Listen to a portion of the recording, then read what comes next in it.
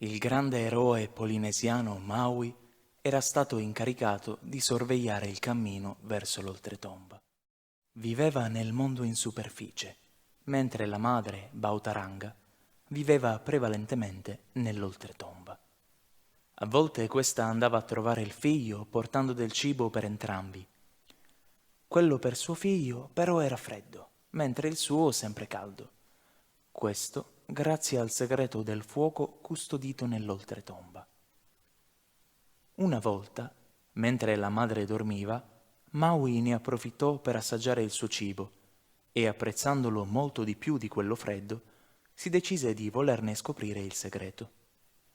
Seguì perciò di nascosto la madre lungo il cammino di ritorno per l'oltretomba e questa, non appena giunta davanti ad una roccia, recitò dei versi. Maui li imparò a memoria, ma sapeva che questo non poteva bastargli. Gli serviva infatti entrare inosservato nel regno dei morti, altrimenti si sarebbero tutti accorti della sua presenza. Chiese quindi aiuto al dio della foresta Tane, che gli procurò un uccello prezioso, rosso e maestoso, chiamato Akaotu. Tane glielo diede a condizione di restituirglielo intatto. Maui quindi, giunto alla pietra nera, recitò i versi sentiti precedentemente dalla madre, che fecero aprire il grosso masso, e tramite la sua abilità entrò nel corpo di Akaotu. Volò per tutta l'oltretomba, ma mentre passava, i demoni gli afferrarono la coda, strappandogli qualche piuma. Giunto da sua madre, riprese le sue sembianze e le spiegò il motivo della sua visita. La madre gli disse: «Mi dispiace, figliuolo, io non conosco il segreto del fuoco. Ogni volta che ne ho bisogno, infatti, chiedo aiuto al dio del fuoco Mauike, che mi fornisce dei bastoncini infuocati. Non andare a cercarlo, però, te ne prego. Mauike è un dio poco paziente ed è dotato di una forza incredibile». Maui, però, non si impressionò per gli avvertimenti della madre e andò a cercare Mauike. Una volta giunto dal dio del fuoco, Maui gli chiese un tizzone, ma non appena il dio glielo diede, lo gettò in un ruscello. «Non è che potresti darmene un altro?» chiese beffardo Maui.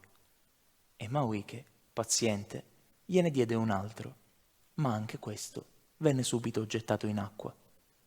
«Non è che potrei averne un altro?» Il terzo tizzone venne buttato via.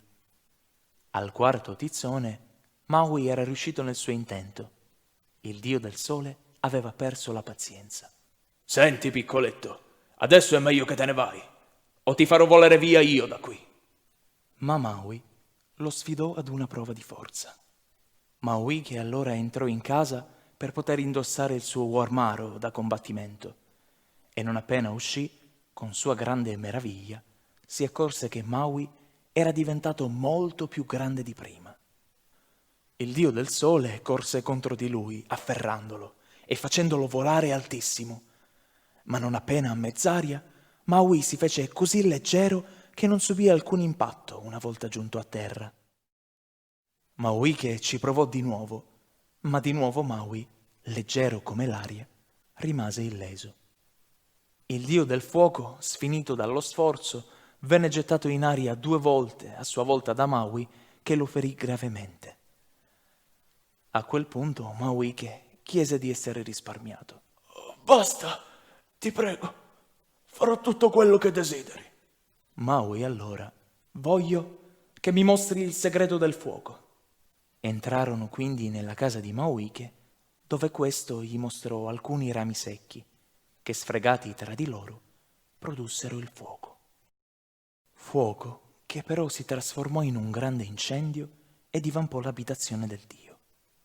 Maui fece in tempo a scappare e, sistemate le piume di Akaotu, sfrecciò via verso il mondo sovrastante.